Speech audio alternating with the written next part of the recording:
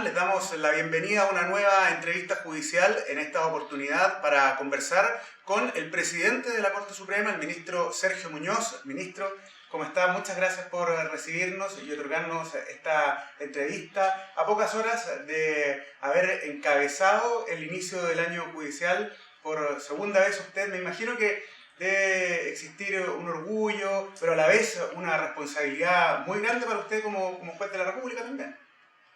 Esta es una instancia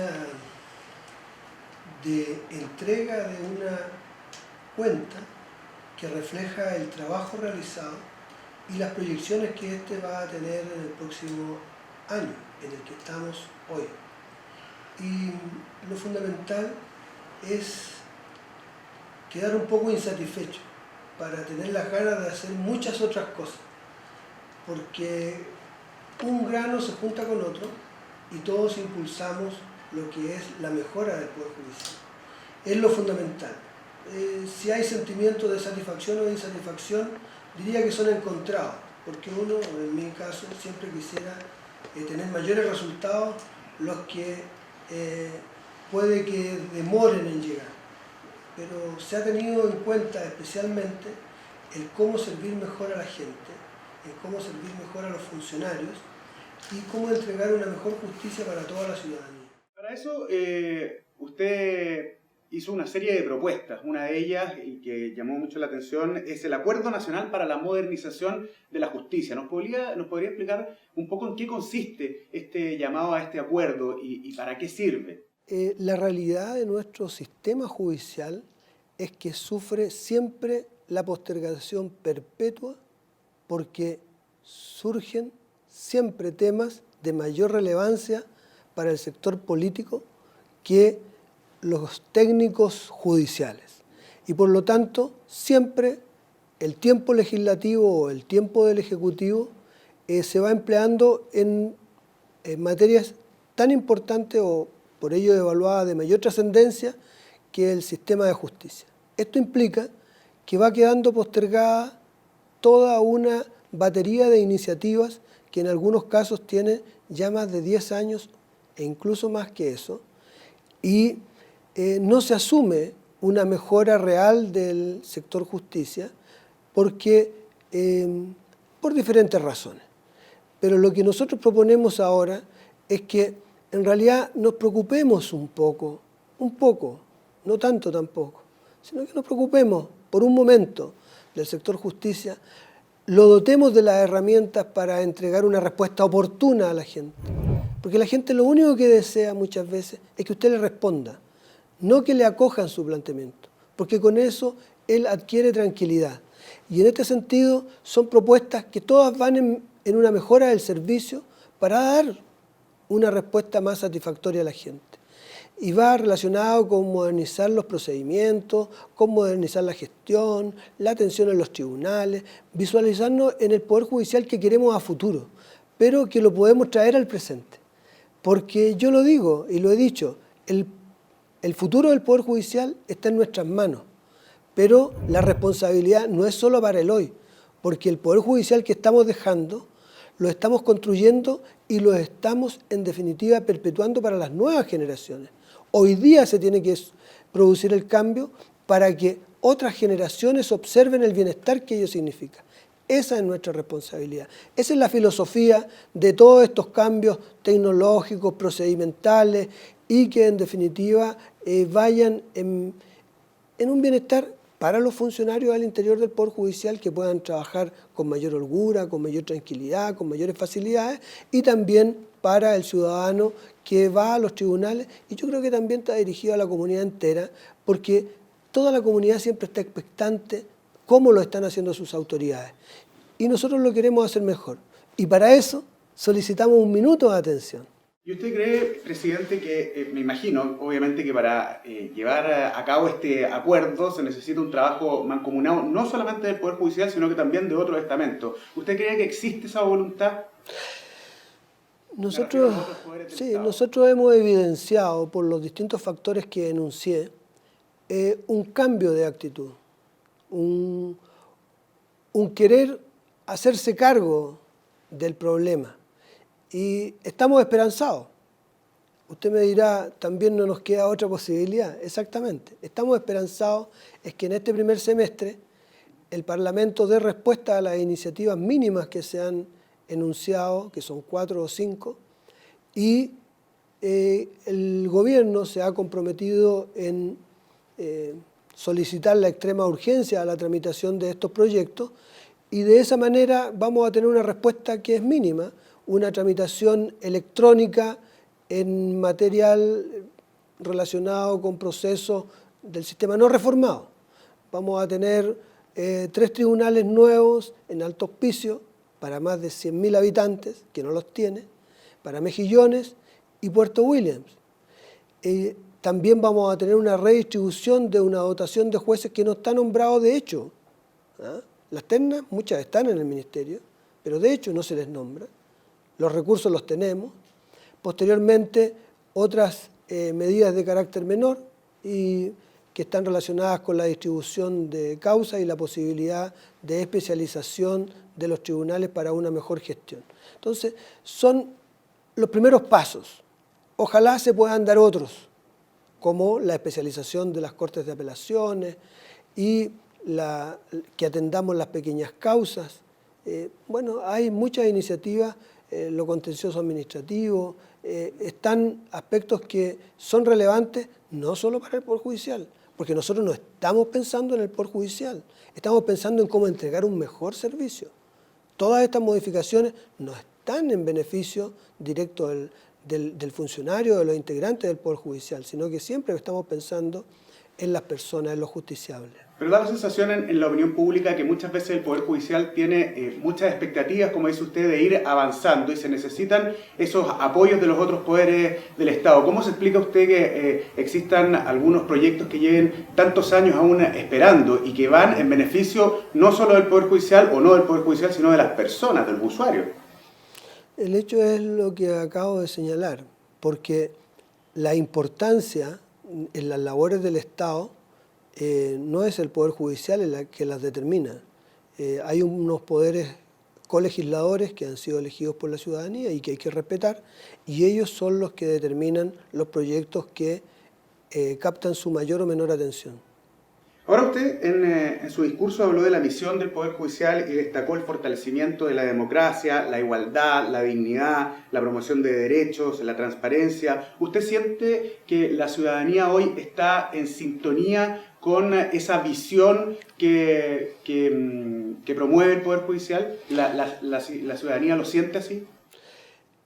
Lo que ocurre con el fenómeno de la administración de justicia no es aislado y no es de Chile. Cualquiera sea la respuesta que tenga el Poder Judicial, siempre la gente aspira a más. Y así tiene que ser. La gente desea más de sus autoridades y por lo tanto les exige más. Y es despiadada en lo que exige. Y está bien que así sea. Porque así se esfuerzan las autoridades. Si nosotros nos comparamos con realidades un poco más complacientes, vamos a salir muy bien parados. Si nos comparamos con realidades exigentes, a lo mejor no vamos a salir tan bien parados. Pero lo fundamental es que la gente ya ha entendido que el Poder Judicial está activo. El Poder Judicial quiere brindar un mejor servicio. Está en sintonía con la gente. Y lo hemos asumido así. Y estas propuestas que nosotros hemos encabezado y otras que nosotros hemos adoptado, algunas medidas, no hemos estado esperando que los poderes colegisladores nos den una solución, sino que nosotros las hemos encabezado y las hemos implementado cuando el ejercicio de nuestras competencias lo permite. Entonces, lógicamente, tratamos de ser más igualitarios en el acceso a la justicia, tratamos de recibir y entregar un servicio digno para los usuarios y para nuestros funcionarios. Tratamos de respetar todos los derechos y de todas las personas. Tratamos de dar inclusión, tratamos de no hacer diferencias, tratamos de no discriminar. Es nuestro deseo, es nuestra voluntad. Este es un Poder Judicial igualitario. No reconocemos, como lo dije, ni señores ni vasallos. queremos ser todos iguales, queremos una horizontalidad en la función jurisdiccional. A eso es lo que ha apostado esta Corte Suprema y a eso es lo que apostamos, que se reconozca como el Poder Judicial del futuro. Todos somos iguales en el Poder Judicial. No es una frase de cliché. Yo entiendo que los funcionarios y los ministros de la Corte Suprema son todos iguales, ejercen funciones distintas. Todos requieren, merecen y se les debe dar un trato igualitario. Se me ha dicho incluso que debe haber algún estamento privilegiado dentro del Poder Judicial y que tendrían que ser los jueces, que no pueden ser considerados iguales los funcionarios. Entonces, yo he dicho que yo soy un funcionario en comisión de servicio en esta presidencia, porque yo nací como funcionario. En ese sentido, ¿qué medidas usted destacaría que se están implementando para enfocarse en el valor de las personas, en el servicio a las personas de nuestro país y que viven en nuestro país? Claro, la preocupación es en dos sentidos, en el ámbito interno y en el servicio que se da a la gente. En el ámbito interno está el reconocer una mayor participación, en dejar atrás ciertos ribetes de discrecionalidad que encierran arbitrariedad, hacer más objetiva la función jurisdiccional y administrativa y de gobierno. Que todos entiendan que cuando se postula un cargo van en igualdad de condiciones, que ya no se permite la designación de personas que no sea por sus méritos. Todos los cargos en el Poder Judicial, se adoptó el acuerdo del año 2014, todos los cargos son concursables, todos los cargos se eligen por un procedimiento de oposición. Eso es lo interno. Queremos avanzar en algunos otros aspectos y espero que así lo hagamos, pero también está el hecho de que al usuario común y corriente tenga la certidumbre que nosotros queremos atenderlo, que sea recibido de manera cercana, que sea recibido de una manera próxima por el funcionario, que en realidad se le responde también en plazos adecuados, que se utilice un lenguaje sencillo, que el tribunal tenga un pleno acceso, que también sea sustentable, que las construcciones nuevas del Poder Judicial sean un aporte a la comunidad. Ojalá sean un espacio en que se reúna el pueblo cotidiano alrededor de una plaza que nosotros estamos estableciendo en cada uno de los lugares en que se desarrolla la administración de justicia. En fin, queremos integrarnos a la comunidad y que la comunidad se integre también a la administración de justicia, conozca, todas las audiencias son públicas, que concurra a los tribunales, vea cómo se hace en la labor diariamente, que todas las cosas tienen su explicación. Establecimos lo que se refiere a las vocerías en las Cortes de Apelaciones. Se han designado en cada una de ellas un profesional de las comunicaciones para que atienda cada una de las realidades. Queremos, en definitiva, que el ciudadano común y corriente se comunique y nosotros nos comuniquemos con ellos, que tendamos puentes y lazos, que en realidad entendamos que somos uno dentro del país. Eso es a lo que pretendemos dar un mejor servicio. Y en ese sentido son importantes las medidas como las que vimos hace poco del bus de la justicia para acercar la justicia a las comunidades también. El hecho del bus de la justicia nace como una necesidad, porque muchas veces no existe cómo representar que la administración de justicia es cercana y que va al lugar donde está la gente que está ansiosa por conocer del Poder Judicial. Y con esto es un testimonio, es algo que esperamos sea bien recibido porque tiende a dar información, tiende a entregar un conocimiento de la labor del Poder Judicial. Esperamos que cuando se vaya a los colegios también se vaya con un material audiovisual, que cuando vaya a darse alguna charla o jornada de extensión, obra de teatro, coro o video, también tenga el apoyo de estos móviles que van a encargarse de atender a la gente. También esperamos que en algún momento pueda estar en las plazas, pueda estar en cada uno de los rincones de nuestro Chile. Eso es lo que aspiramos, que se esta iniciativa que parte en esta primera etapa de 2 buses para la región metropolitana, esperamos que también lleguen a 17, uno en cada corte de apelaciones del país. Presidente, a su juicio, ¿cuál es la principal deuda que el Estado chileno tiene con las personas en materia de justicia?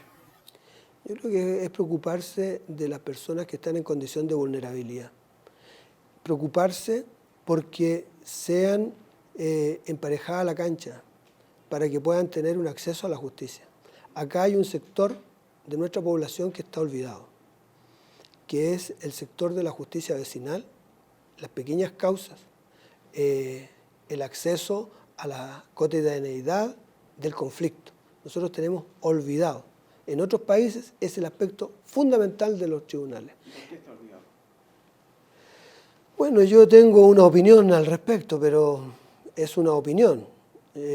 Esto no vende, esto no tiene rédito, esto no está en las primeras planas, esto no significa mayores recaudos económicos para el Estado ni para los poderes financieros.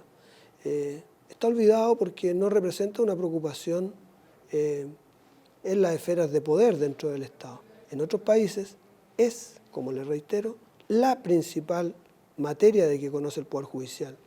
¿Por qué? Porque si está tranquila la ciudadanía en su cuadra, en su comunidad, están resueltos los conflictos de vecindad, de colegio, de salud, todos los que se vinculan diariamente del consumidor y otras pequeñas causas, está resuelto gran parte de la tranquilidad de la gente.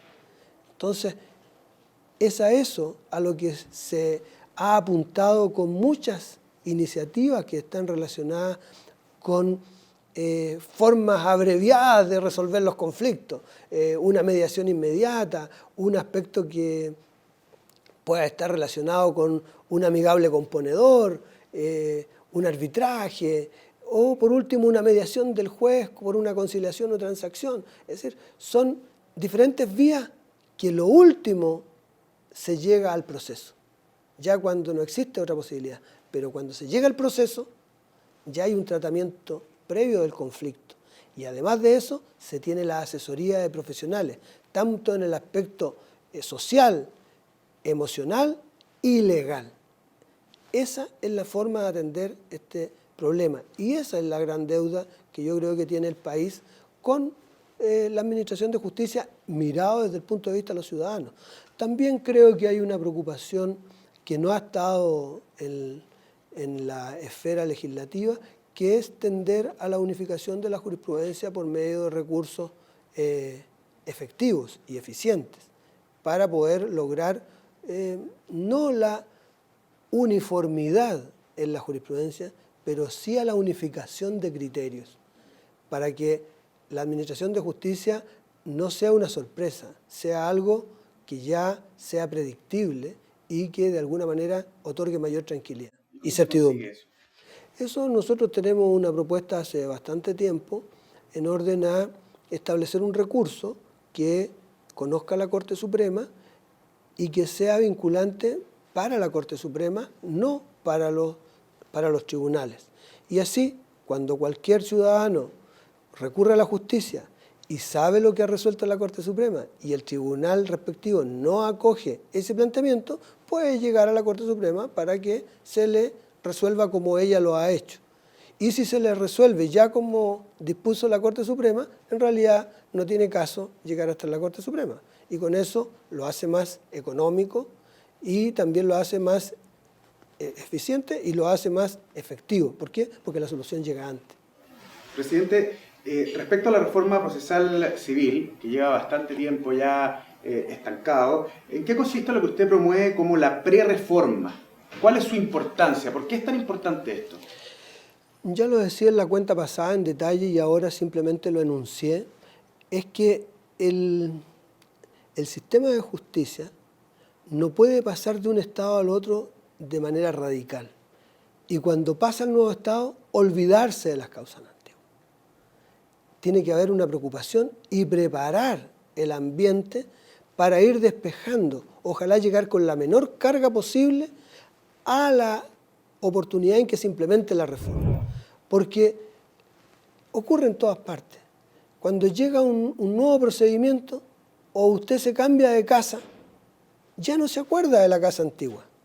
Pero para nosotros son igualmente importantes cada uno de esos conflictos. Y por lo tanto, creemos que no se les debe olvidar. Y eso es lo que nosotros creemos que se debe atender hoy. ¿Para qué? Acortar los procedimientos, dejar como una regla general el juicio sumario, no el juicio ordinario, generar ciertas acciones de oficio de los jueces. ¿Para qué? Para, con el mismo procedimiento, a lo mejor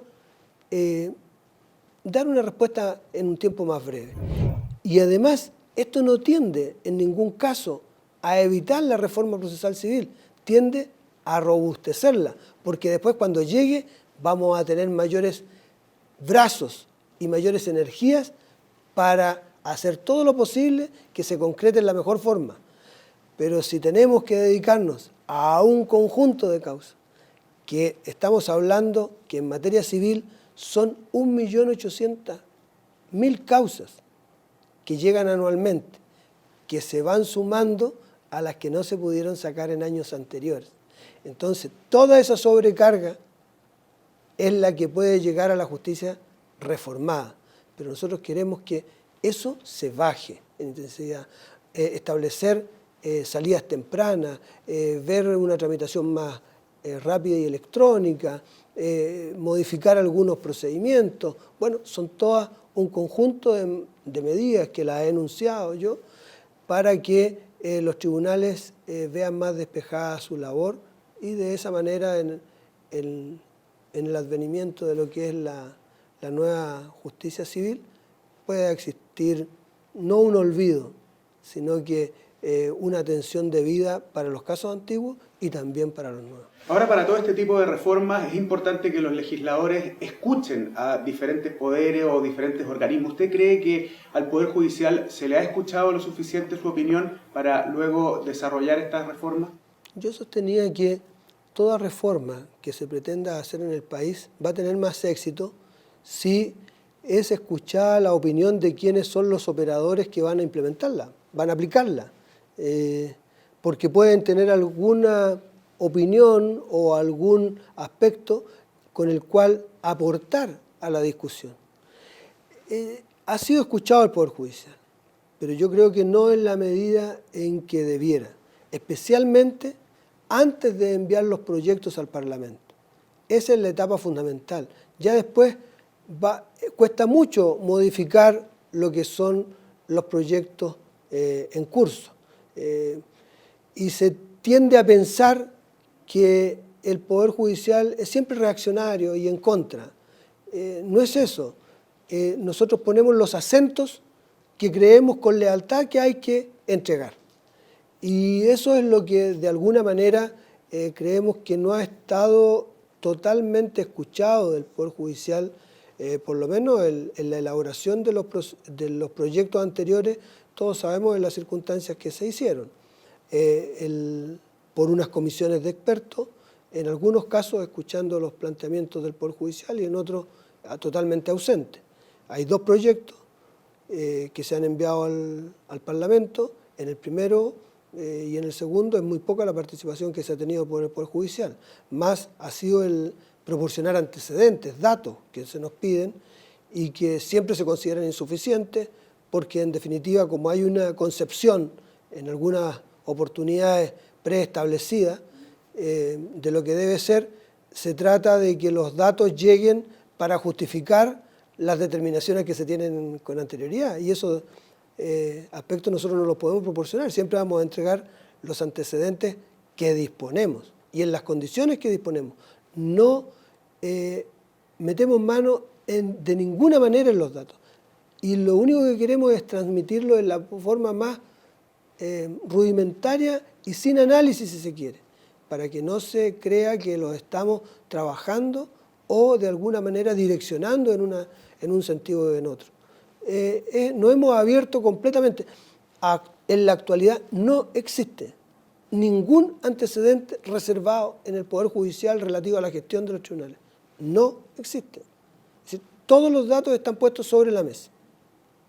el diagnóstico que se haga tiene que ser muy exhaustivo y de alguna manera recoger esta realidad. Esto no siempre ha ocurrido y eso sucedió con la justicia de familia, en que nosotros hicimos algunas observaciones y no fueron atendidas y ocasionó, no voy a decir una debacle, pero sí una crisis de proporciones, porque nosotros expresamos que era insuficiente la dotación, expresamos que se iba a producir una expectativa razonable de la gente. Y lo que pasó fue lo que sufrimos, que en realidad no dimos abastos para los requerimientos de la gente. Y eso estuvo en un mal diagnóstico que efectuó el legislativo o colegislador del Ejecutivo con el Parlamento. No era responsabilidad nuestra. Y tratamos de ponerle término por diferentes medidas que adoptamos en el curso del tiempo y que de acuerdo a nuestras facultades y que todavía están implementadas, como son el Centro de Medidas Cautelares y las unidades de cumplimiento o ejecución. Ahora lo quiero invitar a conversar de la contingencia en el año 2014. Usted calificó como un hito ingrato lo ocurrido con el ministro Héctor Carreño. ¿Fue solo un episodio ingrato para el Poder Judicial? Es que lo que ocurre con la acusación constitucional al ministro Héctor Carreño es que fue injusta en mi concepto. Yo respeto el uso de todas las facultades, pero así como se opina de la Administración de Justicia, yo opino de lo que es el ejercicio de ciertas facultades, porque al final de repasar todo lo que está relacionado con familia, el único que ha hecho algo por los menores en condición de vulnerabilidad ha sido el Poder Judicial. Ni los acusadores, ni el Ejecutivo, ni el Parlamento en general ha hecho nada. Ha hecho nada. Nosotros hemos tenido que rogarle al Ejecutivo para que se coordine el Sename con el Poder Judicial. Y no conozco, como lo dije, ninguna iniciativa legal por moción o mensaje que tienda a solucionar los temas que los acusadores pusieron sobre la balanza al momento de esgrimir su acusación. Dijeron, por ejemplo, cosa objetiva, que el Centro de Medidas Cautelares era un tribunal. No conozco alguna iniciativa que tienda a dejarlo sin efecto o a implementarlo como tribunal. Es una gestión con turno anual de magistrados. Entonces, hay desconocimiento. Hemos establecido lo que es el formulario único para los menores en los distintos lugares residenciales en que ellos se encuentren.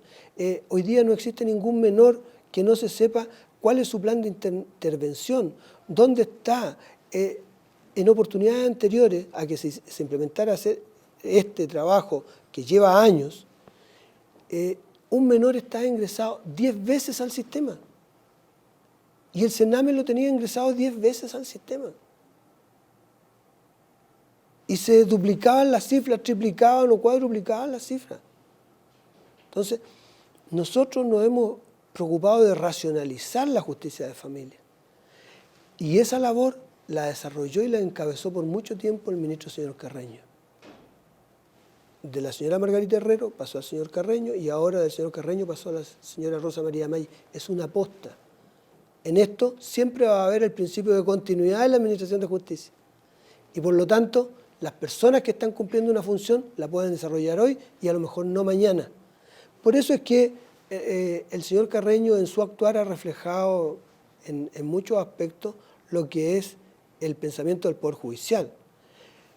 Hay un aspecto específico respecto de él que puede ser evaluado favorable o desfavorablemente de la atención que pudo haber prestado a un reporte de conocimiento de una instancia de conversación que se estaba con diferentes actores. Es un hecho aislado, pero después esto se extendió a muchos otros reproches. Y esos otros reproches son los que yo creo que van apuntando al Poder Judicial de la forma como ha reaccionado. Y el único que ha reaccionado en toda esta materia ha sido el Poder Judicial. Entonces, yo creo que no van a ser juzgados constitucionalmente por esta omisión ni el Ejecutivo ni el Legislativo. Pero si fuéramos consecuentes, tendríamos que ver ante esta omisión que tendrían ellos que dar cuenta de lo que han hecho. Pero yo creo que en algún momento van a ser requeridos. ¿Por quiénes van a ser requeridos? Por esos menores que hoy día están en situación de desamparo porque no están dadas las condiciones y medidas apropiadas para atender su situación. El Estado, en cierta medida, los ha olvidado, pero el Poder Judicial ha tratado de preocuparse de ello. Y la gente, lo he dicho, tiene que estar tranquila porque el Poder Judicial va a estar vigilante y va a prestar todas sus funciones para que estos menores no persistan en esta situación de abandono. Ahora me gustaría que conversáramos del servicio, del funcionamiento de los tribunales. ¿Cuánto ha ayudado a su juicio la creación de los 3 comités, el de modernización, comunicación y personas, para todo este trabajo? El aporte fundamental que ha significado el trabajo de los comités es que nosotros hemos podido dar respuesta a un sinnúmero de materias que abordadas en conjunto por el Tribunal Pleno hubiera sido imposible. Entonces llegan discutidas, llegan con los distintos puntos de vista, las distintas sensibilidades, los aspectos que deben ser atendidos con mayor urgencia, ya en cierta medida resueltos. Y generalmente el trabajo de cada uno de los comités es respaldado por el Tribunal Pleno. Y eso es importante. Yo creo que esta nueva forma, modalidad de trabajo, ha sido relevante para el trabajo que se ha podido desarrollar, es decir, el producto de lo que ha obtenido el Tribunal Pleno. Se critica en cierta medida esta hiperactividad, se dice por algunos, porque nunca como el año pasado se han sacado más acuerdos y está en el anexo del discurso todos los autos acordados de carácter institucional que se han implementado. Pero esto es histórico, pero es histórico por el trabajo previo de los distintos comités. Yo aspiro que en algún momento estos comités, respecto de algunas materias, tengan el carácter de resolutivos por delegación del Tribunal Pleno. Eso a lo mejor hay que esperar, pero hay que ver la forma como se implementa. Además, estos comités, desde el abril próximo, van a tener la participación de representantes de los 3 estamentos del Poder Judicial. Vamos a tener la visión de ellos. Se va a poder invitar expertos externos. Se va a poder conversar sin ninguna censura respecto de todos los temas y también, lo que es muy importante, incorporando la visión de todos los interesados. Entonces eso parece que democratiza la labor de gobierno al interior del Poder Judicial. Y eso me parece muy relevante. ¿Cómo cree usted que fue recibido tanto por los usuarios como por funcionarios del Poder Judicial el fin del feriado judicial? Yo creo que eso es algo que todavía está en análisis, porque esto no es tan traumático como parece, porque la justicia penal no tiene feriado judicial. La justicia de familia tampoco tiene feriado judicial. La justicia laboral y de cobranza laboral y profesional tampoco tiene feriado judicial. Parcialmente la tienen las Cortes de Apelaciones y parcialmente la tenía la Corte Suprema. El único aspecto en que existía feriado judicial era en la justicia civil. Y además, en la justicia civil, en toda ciudad, tenía que quedar un tribunal de turno. Y si había un tribunal, quedaba ese de turno, con menor cantidad de funcionarios. Esto se visualizaba en las grandes ciudades cuando había más de un tribunal, que uno era el que quedaba de turno. Pero ahora todos atendían por igual. Entiendo, por la realidad de Santiago, que siguieron funcionando casi en las mismas condiciones que en los otros periodos del año, lo que me parece muy bien. ¿Por qué? Porque se da el contrasentido que siendo la justicia o la materia que estaba con mayor atraso, era la única que tenía este periodo en que no se tramitaban las causas. Por lo tanto, no se ha perdido nada, se ha ganado un mes en la tramitación de los procesos. Y eso va en beneficio de la gente. No sé la evaluación que harán los abogados, pero yo entiendo que no han tenido ningún problema, por lo que yo he podido observar. Han dejado turnos en sus oficinas o se han acomodado, y hay algunos que se han quedado para tramitar en este periodo porque creían que iba a haber menor cantidad de usuarios. Pero hemos visto que se ha mantenido, por lo menos aquí en Santiago, un alto estándar de requerimiento a los tribunales. Ahora, usted dijo en su discurso que las personas tienen derecho a identificarse y ser tratados de acuerdo a sus convicciones más íntimas. ¿Cómo cree usted que el Poder Judicial está preparado para brindar una justicia con esa mirada? En lo que es el planteamiento de la Cumbre Judicial Iberoamericana, se han adoptado diferentes acuerdos de los cuales nosotros participamos. El primero es atender a todas las personas en condición de vulnerabilidad y también especialmente los aspectos de género y excluir toda violencia en contra de la mujer. Pero lo más importante es que también hemos avanzado en que se resuelvan los conflictos con una mirada de género, en que esté ausente el estereotipo que la sociedad nos impone. Ha avanzado el legislador en algunos aspectos reconociendo las identidades de género, en tanto ahora en relación a varones como mujeres, pero también a otras opciones que tienen los dos sexos. Por lo tanto, si nosotros queremos prestar un servicio real y efectivo a la gente, debemos aceptarla con toda la riqueza que significa la diversidad. Yo creo que la diversidad contribuye a lo que es nuestra sociedad. No podemos nosotros hacer un análisis previo de las condiciones de las personas. Está expresamente excluido por la Carta Fundamental y también por el ordenamiento legal, que dice que persona es todo individuo de la especie humana, cualquiera sea su edad, estirpe o condición.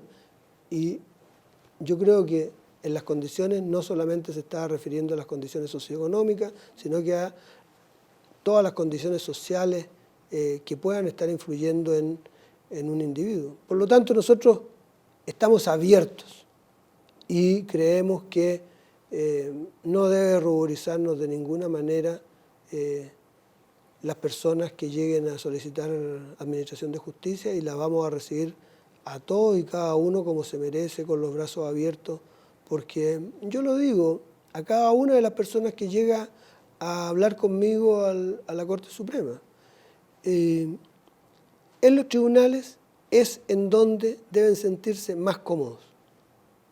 En ningún lugar del país pueden estar más cómodos y protegidos que no sean los tribunales. Los tribunales están para ampararlos a ellos, a cada uno de los integrantes del pueblo de Chile y a cada una de las personas que pisa este territorio con igualdad. Y eso es lo que quiero que se sienta. Ese es un discurso real que yo entrego en cada una de las oportunidades, y le digo que los tribunales son la casa de toda la gente, es la casa del pueblo de Chile. Esos son los tribunales. Y por lo tanto, en el pueblo de Chile está recogida toda la diversidad. Nadie está excluido, nadie sobra, nadie está en la vereda del frente. Ahora, para ir ya cerrando la entrevista, este es su último año como presidente de la Corte Suprema. ¿Cómo le gustaría que fuera recordado su periodo? Que se entregó mayor participación, se redujo la discrecionalidad y que se pretendió mejorar el servicio de justicia que se entrega a la población. Perfecto. Muchas gracias, presidente, por esta entrevista. Que esté muy bien usted.